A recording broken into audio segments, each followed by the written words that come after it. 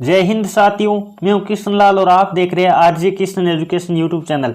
जल्दी से सभी विद्यार्थी लाइव आ जाएगा। सुबह जो हमारी 8 बजे रेगुलर और 11 बजे रेगुलर जीके जीएस की क्लास होती है, तो आज सुबह 8 बजे वाली हमारी जीएस की क्लास होने वाली बड़ी शानदार होगी। मॉडल टेस्ट पेपर यानी हम मॉक टेस्ट आपको रेगुलर ले रहे हैं, उसमें आपका 18 नंबर रहने वाला है। बड़ी शानदार क्लास होगी। जिन्होंने 17 मॉक टेस्ट नहीं दिए हमारे चैनल पे आकर देख सकते हैं। और जो विद्यार्थी पहली बार चैनल पे है, चैनल को सब्सक्राइब करके बेल आइकन को भी ऑन कर लो, ताकि जब भी इंडियन आर्मी की तैयारी करने वाले विद्यार्थियों के लिए हम लाइव क्लास लगाए तो आपके पास नोटिफिकेशन आ जाए और आप रेगुलर क्लास ले पाओ। और आपको मैं एक सूचना दे देता हूँ, शाम को 8:30 बजे आपकी किसकी क्लास होगी। शाम को 8:30 बजे नोट कर लीजिएगा, क्योंकि काफ़ी सारे विद्यार्थियों को मैं बता देता हूँ आज ही होने वाली वो क्लास 8:30 बजे। रात को 8:30 बजे आपकी किसकी क्लास होगी, रीजनिंग की क्लास होगी। यानी कई बार रीजनिंग की होगी, कई बार मैथ की होगी। तो एक बार चैनल पे आके विजिट करके आप शाम को देख लिया करो, यूट्यूब पे सर्च करके आरजे कृष्ण एजुकेशन। यदि शाम को 8:30 बजे आज तो होगी, रेगुलर मैं कोशिश करूंगा जहाँ तक होगा। कई बार नहीं होगा तो कोई बात नहीं रहेगी, लेकिन आप एक बार सर्च करके देख लिया करो लगभग 8:30 के आसपास। तो 8:30 आपको क्लास होगी तो मिल जाएगी, आज जरूर होगी। तो आज शाम 8:30 बजे लाइव आना भी मत भूलिएगा, क्योंकि आज रीजनिंग की क्लास होने वाली है स्पेशल। तो इसलिए हम रीजनिंग मैथ सारे के मॉक टेस्ट आपको करवाने की कोशिश करेंगे। चलिए दोस्तों, सेशन की तरफ बढ़ते इससे पहले सभी विद्यार्थियों को जय हिंद, राम राम, जय श्री कृष्णा, राधे राधे। चलिए फर्स्ट क्वेश्चन आपके स्क्रीन के सामने लेते हैं। मॉक टेस्ट बड़ा ही शानदार होने वाला है, तो साथ साथ अपनी लाइव चैट में जवाब भी देते रहेगा, ताकि आपको पता चल पाए आपके कितने क्वेश्चन राइट होते हैं और कितने गलत होते हैं। अंत में आपको कमेंट करके भी बताना है। चलिए दोस्तों, फर्स्ट क्वेश्चन आपकी स्क्रीन के सामने दे रखा है। बल आघूर्ण होता है, उसका असाई मात्रक क्या है? जल्दी से बताने की कोशिश करेगा। बल आघूर्ण का असाई मात्रक क्या होता है? जो ऑप्शन नंबर क्या बता रहे, बिल्कुल ए बी बता रहे, बिल्कुल का उत्तर सही है, न्यूटन गुणा मीटर। अब क्यों होता है इसका मैं कारण बता देता हूँ। पहले बात तो बल आघूर्ण का आपको क्या आना चाहिए, सूत्र आना चाहिए। बल आघूर्ण का सूत्र क्या होता है? बल गुणा बलों के बीच की क्या, लंबवत दूरी। बलों के बीच की लंबवत दूरी हम कह सकते हैं, तो दूरी लिख देता हूं मैं। तो आपको पता है बल का मात्रक क्या होता है, न्यूटन होता है। और दूरी का मात्रक की बात करें तो मीटर होता है। इसका मतलब न्यूटन गुणा मीटर होगा। बल आघूर्ण का क्या होगा, न्यूटन गुणा मीटर होगा। अब बात कर लेते हैं, न्यूटन आपको बता ही दिया बल का मात्रक है। एक आपको और बता देता हूं मैं यहाँ से, मीटर पर सेकेंड स्क्वायर की बात करें तो ये त्वरण का मात्रक किसका, मीटर पर सेकेंड स्क्वायर किसका मात्रक होता है, त्वरण का मात्रक होता है। क्योंकि त्वरण आपको पता है ए बराबर क्या होता है, ए बराबर होता है v/t। क्या, वेग में परिवर्तन की दर क्या कहलाती है, त्वरण कहलाती है। तो वेग का मीटर पर सेकंड होता है और 1 सेकंड और लग गया, इसका मतलब मीटर पर सेकंड स्क्वायर की बात करें तब आपको त्वरण का मात्रक करना। इंपॉर्टेंट क्वेश्चन आप सभी विद्यार्थी याद रखिएगा। चलिए दोस्तों आगे बढ़े। अगला क्वेश्चन आपकी स्क्रीन के सामने लेते हैं। जल्दी से सभी विद्यार्थी अगला क्वेश्चन नंबर बात कर लेते हैं। 2 आपकी स्क्रीन के सामने जवाब देने की कोशिश करेगा। क्वेश्चन बड़ा ही शानदार है, देखते हैं कौन कौन सा इसका सही जवाब दे पाते हैं। आपको क्वेश्चन दे रखा है, पायरिया रोग होता है वो शरीर के किस अंग को प्रभावित करता है? तो जल्दी से बताने की कोशिश करेगा। जो ऑप्शन नंबर क्या बता रहे हैं, सी बता रहे, बिल्कुल का उत्तर सही है, मसूड़े। पायरिया रोग की बात करें तो मसूड़े कह दो या दांत कह दो, किसको प्रभावित करता है, शरीर का मसूड़े यानी दांत को प्रभावित करता है। इंपॉर्टेंट क्वेश्चन याद रखेगा। और शरीर का सबसे कठोर पदार्थ की बात करें तो आपको पता होगा इनेमेल होता है, जो कि आपको पता है दांतों में पाया जाता है पदार्थ, ये भी आप याद रखिएगा।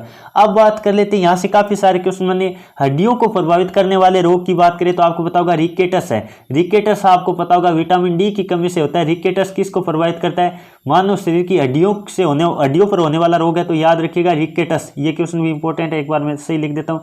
रिकेटस ये किसको प्रभावित करता है, मानव शरीर की हड्डियों को प्रभावित करता है। अब बात कर लेते हैं, ये विटामिन डी की कमी से होता है। विटामिन डी आपको पता है सूर्य के प्रकाश से मिलता है।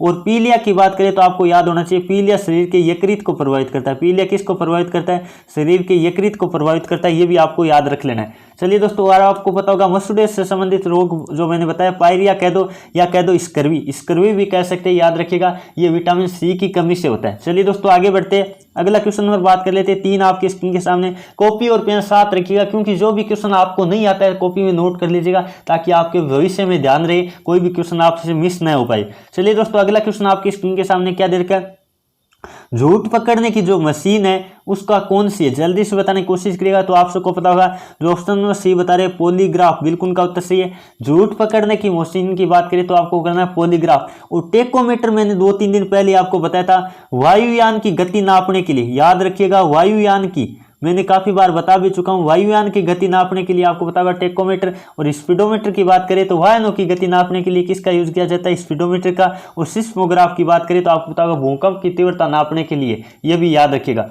चलिए दोस्तों आगे बढ़ते हैं। अगला क्वेश्चन नंबर 4 आपकी स्क्रीन के सामने, जल्दी से सभी विद्यार्थी इसका भी लाइव चैट में जवाब देने की कोशिश करेगा। और क्लास आपको अच्छी लग रही है तो जितने भी विद्यार्थी लाइव है क्लास को लाइक कर दिया करो, क्योंकि आप काफ़ी सारे विद्यार्थी कहते रहते हैं सर मैथ की क्लास लीजिए। जब मैं मैथ की क्लास लगाता हूं तो आप लाइव कम आते, इसीलिए मैं क्लास बंद कर देता हूं, क्योंकि यूट्यूब पर कोई पढ़ने वाला है ही नहीं। ऑफलाइन तो देखो पढ़ाने में आनंद ही और होता है, इसीलिए आपको पता होगा ऑनलाइन थोड़ा मेरा मन भी कम लगता है, क्योंकि जब लाइव कम आते हैं तो मैं भी ऐसा सोचता हूँ कि बच्चे पढ़ने में रुचि नहीं ले रहे। तो ध्यान रखिएगा, मैं क्लास इसीलिए बंद करता हूँ, आपको पता होना चाहिए ये बात। तो आप जितना हमारे प्यार और सपोर्ट बनाए रखेंगे उतनी मैं ज़्यादा क्लास प्रोवाइड करने की आपको कोशिश करूंगा, वो आप पे निर्भर करती है। चलिए दोस्तों, अगला क्वेश्चन आपकी स्क्रीन के सामने दे रखा क्या है, डाउन सिंड्रोम है उसमें पीड़ित व्यक्ति में गुणसूत्रों की संख्या कितनी होती है। सामान्य मनुष्य में आपको पता होगा गुणसूत्रों की संख्या की बात करें तो 23 जोड़ी होती है। कितनी होती है, नोट कर लीजिएगा। सामान्यतः मनुष्य में 23 जोड़ी, यानी हम बात कर लेते हैं कितने गुणसूत्र होते हैं, आपको पता होना चाहिए 46 होते। कितने गुणसूत्र होते हैं, 46 गुणसूत्र होते हैं। जबकि आपको अब क्वेश्चन में क्या दिया, जल्दी से जवाब देने की कोशिश करेगा। गुणसूत्र को क्रोमोसोम कहते हैं, ये आपको ध्यान रखना है। ऑप्शन नंबर जो क्या बता रहे हैं, बी बता रहे, बिल्कुल का उत्तर सही है, 47 होते हैं। आपका ऑप्शन नंबर क्या राइट होगा, बी राइट होगा। यानी जो डाउन सिंड्रोम से पीड़ित व्यक्ति होता है उसमें गुणसूत्रों की संख्या एक अधिक होती है। सामान्य मनुष्य में 46 होती है, जबकि इसमें एक अधिक होती है। इसका मतलब कितना होता है, 47 होता है। और टर्नर सिंड्रोम की बात करें तो उसमें 45 होती है। इंपॉर्टेंट क्वेश्चन नोट कर लीजिएगा। टर्नर सिंड्रोम से पीड़ित व्यक्ति को बात करें तब आपको करना है 45। चलिए दोस्तों आगे बढ़े, अगला क्वेश्चन नंबर बात कर लेते हैं 5 आपकी स्क्रीन के सामने। जल्दी से सभी विद्यार्थी इसका भी लाइव चैट में जवाब देने की कोशिश करेगा। गेलेना किसका आयसक है, तो जल्दी से बताने की कोशिश करिएगा। गेलेना किसका आयसक है, तो जो ऑप्शन नंबर क्या बता रहे हैं, बी बता रहे हैं, शीशा। बिल्कुल का उत्तर सही है। शीशा की बात करें तो आपको पता है शीशा का लेड भी नाम है, और इसका सूत्र की बात करें तो पीबी। इसका सूत्र क्या होता है, पीबी होता है। यानी हम बात करें शीशा का सूत्र क्या होता है, पीबी होता है। और गेलेना की सूत्र की बात करें तो आपको पता होगा पीबीएस होता है। क्या होता है, पीबीएस। इंपॉर्टेंट क्वेश्चन है, याद रखिएगा पीबीएस। गेलेना का सूत्र की बात करें तब आपको करना है पीबीएस। अब बात कर लेते हैं, आपके ध्यान में आ रहा होगा, कई बार पूछ लिया जाता है एल्यूमिनियम का आयस्क कौन सा है, तो बॉक्साइड है। एल्यूमिनियम का आयस्क की बात करें तब आपको बॉक्साइड करना है। अब बात कर लेते हैं मरकरी का आयस्क। जल्दी से बताएगा मरकरी का मुख्य आयस्क कौन सा है। देखते हैं कौन कौन विद्यार्थी इसका सही जवाब दे पाते हैं। मरकरी यानी Hg का मुख्य आयस्क की बात करें तो आपको पता होगा क्या होता है, जल्दी से बताने की कोशिश कीजिएगा। सिनेबार होता है। क्या होता है, सिनेबार होता है। ये क्वेश्चन भी कई बार एग्जाम में आ चुका है, तो नोट कर लीजिएगा। सिनेबार किसका आयस्क है, तब आपको करना है मरकरी। और इस सिनेबार का सूत्र क्या होता है वो भी आपको पता होगा, Hgs होता है। इसका सूत्र क्या होता है, नोट कर लो, Hgs होता है। तो इंपॉर्टेंट क्वेश्चन है, याद रखिएगा। चलिए दोस्तों आगे बढ़े, H बड़ा है, ठीक है ना, H कैपिटल है। चलिए दोस्तों अगला क्वेश्चन नंबर बात कर लेते हैं 6 आपके स्क्रीन के सामने। जल्दी से सभी विद्यार्थी इसका भी लाइव चैट में जवाब देने की कोशिश करेगा।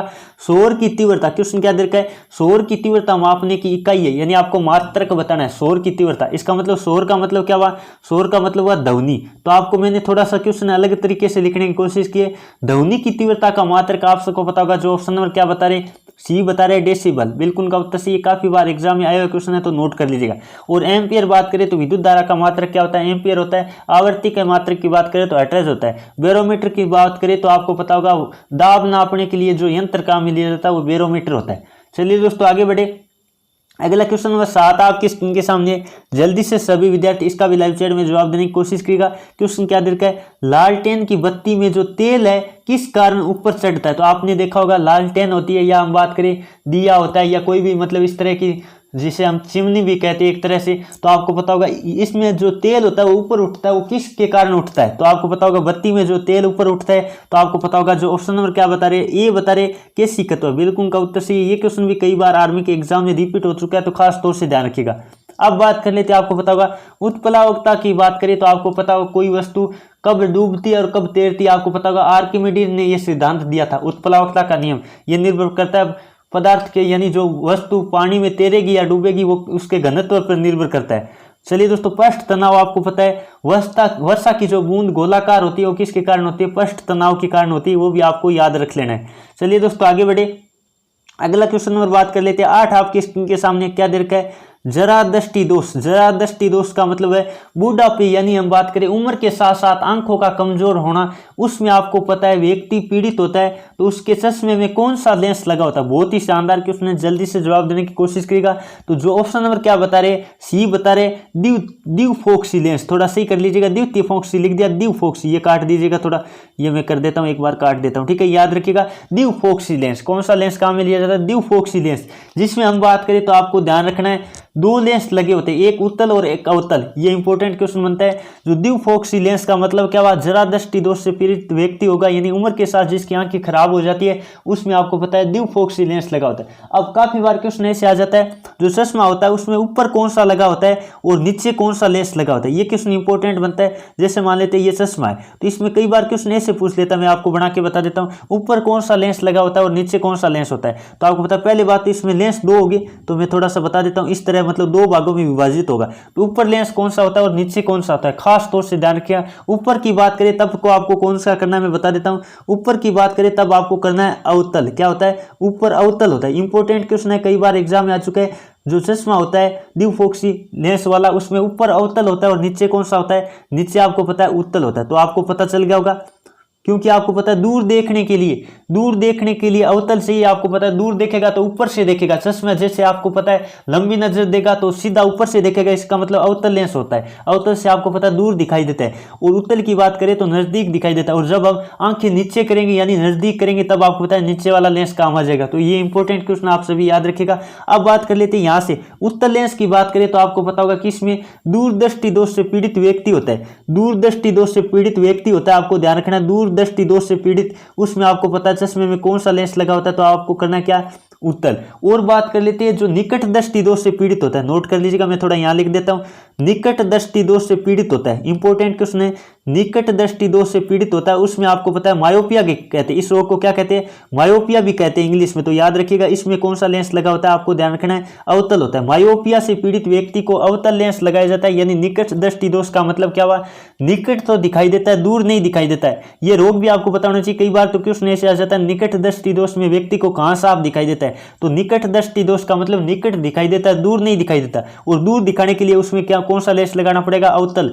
और दूरदृष्टि दोष का मतलब दूर दिखाई देता है, निकट नहीं दिखाई देता। इसका मतलब दूरदृष्टि दोष से पीड़ित व्यक्ति को उत्तल लेंस वाला चश्मा लगाया जाता है। ये सारे क्वेश्चन आप इंपॉर्टेंट है, याद रखिएगा। चलिए दोस्तों आगे बढ़े। अगला क्वेश्चन आपकी स्क्रीन के सामने लेते हैं।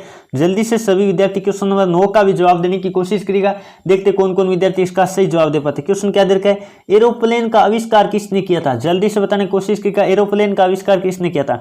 जो ऑप्शन नंबर डी बता रहे बिल्कुल का उत्तर सही है, राइट बंधु। आपको ध्यान रखना है, राइट बंधु ने आपको पता है एरोप्लेन का आविष्कार किया था। अब बात कर लेते हैं यहाँ से केपलर की बात करें तो आपको पता है ग्रहों से संबंधित जो गति के नियम है, ग्रहों के संबंधित जो गति के नियम वो किसने दिए थे, केपलर ने दिए। कोपरनिक्स की बात करें तो आपको पता होगा, जल्दी से बताएगा, सौरमंडल की खोज किसने की थी, कोपरनिक्स ने की थी। जेएल बेड की बात करें तो आपको पता होगा टीवी का आविष्कार किसने किया था, जेएल बेड ने किया था। ये भी आपको याद रख लेना है। चलिए दोस्तों आगे बढ़ती है। नेक्स्ट क्वेश्चन आपकी स्क्रीन के सामने, जल्दी से सभी विद्यार्थी क्वेश्चन नंबर 10 का भी जवाब देने की कोशिश करेगा। सिरका का रासायनिक सूत्र क्या है। सिरका का रासायनिक सूत्र आपको बताना है। पहले बात तो सिरका किसे कहते हैं आपको पता होगा, एसिटिक अम्ल को कहते हैं। और एसिटिक अम्ल का आपको पता है सूत्र क्या होता है, ये एसिटिक अम्ल का सूत्र है, तो नोट कर लीजिएगा, एसिटिक अम्ल। इंपॉर्टेंट क्वेश्चन है। सिरका का हम बात करें तो एसिटिक अम्ल को ही सिरका कहते हैं, आपको पता होना चाहिए। अब बात कर लेते हैं, तो जल्दी से बताने की कोशिश करिएगा। जो ऑप्शन में कौन सा बता रहे, बिल्कुल ए बता रहे, बिल्कुल का उत्तर सही है, CH3COOH। ये किसका सूत्र है, सिरके का सूत्र है। अब बात कर लेते हैं, आपको पता होगा ये किसका सूत्र है, सी वाला ऑप्शन। तो मैं बता देता हूं, ये सूत्र की बात करें तो जल्दी से बताइए किसका सूत्र है, ये है जिफ, किसका सूत्र है, जिप्सम का सूत्र। आपको कई जिप्सम का सूत्र क्या होता है तब ये करना है। इंपॉर्टेंट क्वेश्चन है, कई बार आ भी चुका है तो याद रखिएगा। इसका हम बात करें तो कैल्शियम सल्फेट क्या होता है, कैल्शियम सल्फेट कह सकते हैं वैसे। अब बात कर लेते हैं KMnO4 की बात करें तो लाल दवा का सूत्र क्या है, कई बार एग्जाम में आ चुका है। लाल दवा का सूत्र क्या होता है, पोटेशियम परमैंगनेट का सूत्र क्या होता है, तो आपको याद रख लेना क्या होता है, KMnO4 होता है। इंपॉर्टेंट क्वेश्चन है, याद रखिएगा। चलिए दोस्तों आगे बढ़े। अगला क्वेश्चन आपकी स्क्रीन के सामने लेते हैं। जल्दी से सभी विद्यार्थी क्वेश्चन नंबर 11 का भी जवाब देने की कोशिश करिएगा। क्या दे रखा है, टंगस्टन का रासायनिक प्रतीक क्या होता है। टंगस्टन आपको पता है क्या है, धातु है। टंगस्टन एक क्या है, धातु है। तो आपको पता होगा विद्युत बल्ब में जो तंतु लगा होता है, विद्युत बल्ब का जो तंतु होता है वो किसका होता है, टंगस्टन का होता है। और टंगस्टन का प्रतीक क्या होता है आपको पता होना चाहिए। जो ऑप्शन नंबर बी बता रहे बिल्कुल का उत्तर सी है, डब्ल्यू होता है। टंगस्टन का प्रतीक डब्ल्यू होता है। और कॉपर का यानी हम बात कर लेते हैं तांबे का प्रतीक क्या होता है, सीयू होता है। ये इंपॉर्टेंट क्वेश्चन है, सारे याद रखिएगा। टिन का प्रतीक SN होता है और लोहे का प्रतीक Fe होता है, याद रखिएगा। चलिए दोस्तों आगे बढ़ते हैं। अगला क्वेश्चन नंबर बात कर लेते हैं। बार आपके स्क्रीन के सामने ये क्वेश्चन बड़ा ही शानदार है, काफी बार एग्जाम में रिपीट भी हो चुका है। जल्दी से जवाब देने की कोशिश कीजिएगा। आपको दे रखा है ब्लू फ्रेड। ब्लू जो हम सॉरी एक मिनट, थोड़ा मैं सही लिख देता हूँ। आपको क्वेश्चन क्या दे रखा है, बर्ड फ्लू है। क्या दे रखा है, बर्ड फ्लू है। वो रोग है किस, हम बात कर लेते हैं, वायरस के कारण फैलता है। जल्दी से बताइएगा, बर्ड फ्लू की बात कर रहा है। इसका मतलब जो ऑप्शन नंबर क्या बता रहे हैं, ऑप्शन नंबर जो सी बता रहे हैं H5N1, बिल्कुल उनका उत्तर सही। ध्यान रखिएगा, यदि आपको स्वाइन फ्लू की बात करें तब करना है H1N1। इंपॉर्टेंट क्वेश्चन है, कई बार आ भी चुका है। स्वाइन फ्लू की बात करें तब करना है प्रथम वाला ऑप्शन। आप याद रखिएगा, स्वाइन फ्लू की बात करें तब आपको क्या करना है, H1N1 करना है, और H5N1 तब करना है बर्ड फ्लू की बात करें। इंपॉर्टेंट क्वेश्चन याद रखिएगा। और आपको पता होगा कोरोना वायरस के कारण कोविड-19, आपको पता होगा, ये तो आपको पता ही है, कोविड-19 बीमारी जो कोरोना वायरस के कारण फैलती है, ये भी आपको याद रख लेना है। चलिए दोस्तों आगे बढ़े, अगला क्वेश्चन आपकी स्क्रीन के सामने लेते हैं। जल्दी से सभी विद्यार्थी क्वेश्चन नंबर 13 का भी जवाब देने की कोशिश करेगा। रावत वाटा जो परमाणु विद्युत गृह है वो कहाँ स्थित है, ये क्वेश्चन आपको पता होगा, जो 19 जनवरी के कई ARO में पेपर था उनमें आया था। जल्दी से बताने की कोशिश करेगा, रावत वाटा जो परमाणु विद्युत गृह है वो कहाँ स्थित है। तो जो ऑप्शन नंबर क्या बता रहे हैं, ए बता रहे हैं चित्तौड़गढ़, बिल्कुल का उत्तर सही है। यदि हम बात करें राज्य, तो राजस्थान में, कहाँ पड़ता है, राजस्थान में पड़ता है। इंपॉर्टेंट क्वेश्चन है, याद रखिएगा। अब बात कर लेते हैं ट्राम्बे, आपको पता है महाराष्ट्र में, ट्राम्बे कहाँ है, महाराष्ट्र में। और आपको पता होगा भाभा परमाणु अनुसंधान केंद्र की बात करें तो आपको पता होगा कहाँ है, जल्दी से भाभा परमाणु अनुसंधान केंद्र की बात करें तो आपको करना है ट्राम्बे, महाराष्ट्र में। और बात कर लेते त्रिवेंद्रम की बात करें तो आप विक्रम साराभाई अंतरिक्ष केंद्र की बात करें तब आपको ध्यान रखना क्या है, केरल में जो क्या है त्रिवेंद्रम है वहाँ है। और बेंगलुरु की बात करें तो इसरो का मुख्यालय कहाँ है, इसरो के मुख्यालय की बात करें तब आपको बेंगलुरु करना है। इंपॉर्टेंट क्वेश्चन है। चलिए दोस्तों आगे बढ़ते हैं, अगला क्वेश्चन नंबर बात कर लेते हैं 14 आपकी स्क्रीन के सामने। जल्दी से सभी विद्यार्थी क्वेश्चन नंबर 14 का भी जवाब देने की कोशिश करेगा। धान का वैज्ञानिक नाम क्या है, जल्दी से बताने की कोशिश करेगा, धान का वैज्ञानिक नाम क्या है। तो जो ऑप्शन नंबर क्या बता रहे हैं, डी बता रहे ओजाइदा सेटाइरिया, बिल्कुल उनका उत्तर सही है। ये क्वेश्चन आपके एग्जाम में आने लायक है, कई बार आ भी चुका है। और ऊपर वाला ऑप्शन नंबर ए दे रखा है, नहीं ये तो कई बार आ चुका है, आम का वैज्ञानिक नाम क्या है। ये क्वेश्चन आम वाला कई बार आ चुका है, तो नोट कर लीजिएगा। धान का भी आपको ध्यान रखना क्या है, आपको ध्यान रखना ओराइजा सेटाइवा, ठीक है। ये इंपॉर्टेंट नाम है थोड़ा सा, क्योंकि आपको पता है वैज्ञानिक नाम होते हैं वो थोड़े से हार्ड होते हैं, लेकिन आपको थोड़ा सा ध्यान में रखोगे तो आपके लगभग याद रह जाएगा। जब आप ऑप्शन देखोगे तो आपको पता भी चल जाएगा। होमो सेपियंस की बात करें, ये क्वेश्चन भी कई बार आ चुका है, मानव का वैज्ञानिक नाम है। चलिए दोस्तों आगे बढ़े, ये नोट कर लेना नाम, क्योंकि थोड़े हार्ड जरूर होते हैं लेकिन आपको नोट कर लेने। चलिए दोस्तों अगला क्वेश्चन नंबर बात कर लेते हैं 15 आपकी स्क्रीन के सामने। क्या दे रखा है, जर्मेनियम क्या है। तो जर्मेनियम जल्दी से बताने की कोशिश करिएगा, कई बार तो क्वेश्चन आ जाता है सिलिकॉन क्या है, जर्मेनियम क्या है। तो आपको पता होगा ये दोनों क्या होते हैं, सिलिकॉन है, जर्मेनियम है, उपधातु होती है, यानी धातु और अधातु दोनों के गुण पाए जाते हैं, वो क्या कहलाते हैं, उपधातु कहलाते हैं। आपको पता होगा यदि हम बात करें तो जो कंप्यूटर की आईसी चिप होती है वो आपको पता होगा सिलिकॉन की बनी होती है। किसकी बनी होती है, सिलिकॉन की बनी होती है। और जो आपको पता है सौर प्लेट में जो लगे होते हैं वो भी आपको पता है सिलिकॉन के बने होते हैं, ये भी आपको याद रख लेना है। ये थी दोस्तों आज की क्लास। आपके कितने क्वेश्चन राइट हुए जल्दी से कमेंट करके बताएगा। मैंने आपको पूरे 15 क्वेश्चन करवाए, आपके कितने क्वेश्चन राइट हुए, 12 प्लस हुए, 13 प्लस हुए, जो भी हुए आप कमेंट करके जरूर बताएगा आपके कितने क्वेश्चन राइट हुए। ध्यान से रखिएगा, अब काफी सारे विद्यार्थी कमेंट किस तरह करते हैं, इस तरह कर देते हैं 15/13 क्वेश्चन सही हुए तो इस तरह कर देते हैं, जबकि ये गलत है। इसको ऐसे लिखना है 13/15। ध्यान रखिएगा, ये गलती आपको नहीं करनी है, कई टीचर भी कर रहे हैं, लेकिन आपको इस तरह लिखना है 13 क्वेश्चन सही हुए तो ये बात सही है, इस तरह से आपको लिखना है। ध्यान रखिएगा, कई ऐसे लिख देते हैं 15/13। अब आपकी गलती नहीं है, ये आप जहां भी देख रहे हैं उस टीचर की भी गलती है जो ऐसे लिखा कर आपको करवा रहा है कि आपके कितने क्वेश्चन राइट हुए, ऐसे वो स्वयं भी लिख देता है। तो आप ध्यान रखिएगा, आपको गलती नहीं करना। मैं बार बार बताता हूं, गणित ये चीज है वो थोड़ा सीखा करो, बेसिक समझा करो, थोड़ा लॉजिक पकड़ा करो। प्रत्येक चीज होती है, गणित में गलती नहीं करना है कहीं भी आपको। तो ध्यान रखिएगा, यदि आपके 13 क्वेश्चन राइट हुए तो ऐसे लिखना है, न कि वैसे उल्टा लिखना है। ध्यान रखिएगा, आज के बाद कहीं भी ये गलती पकड़ी गई, जो विद्यार्थी रेगुलर क्लास ले रहा है तो ध्यान में रखिएगा, ये मैं रोज चेक करूंगा, देखते हैं कौन कौन गलती करते हैं। दोबारा गलती पकड़ में नहीं आनी चाहिए, आपको इस तरह लिखना। फिर कह रहा हूं, तो चलिए दोस्तों ये थी आज की क्लास, आपको कैसी लगी कमेंट करके जरूर बताइएगा। और 11 बजे क्लास होगी आपकी जीके की, वो भी मिस मत करना। और शाम को जो 8:30 बजे, 9 बजे नहीं सॉरी 8:30 बजे जो आपकी किसकी क्लास होगी, रीजनिंग की क्लास होगी, और कभी कभी मैथ की क्लास होगी। इस तरह आपकी कभी रीजनिंग कभी मैथ, इस तरह हम चलाते रहेंगे ताकि आपके वो क्वेश्चन भी कवर हो जाए मॉक टेस्टों के माध्यम से। वैसे मैथ का मैंने टॉपिक वाइज करवा रखा है, इसलिए आपको मॉक टेस्ट करवाऊंगा ज्यादा से ज्यादा, ताकि आपको फायदा मिल पाए। चलिए दोस्तों आज की क्लास में इतना ही। Thank you for watching. जय हिंद, जय भारत।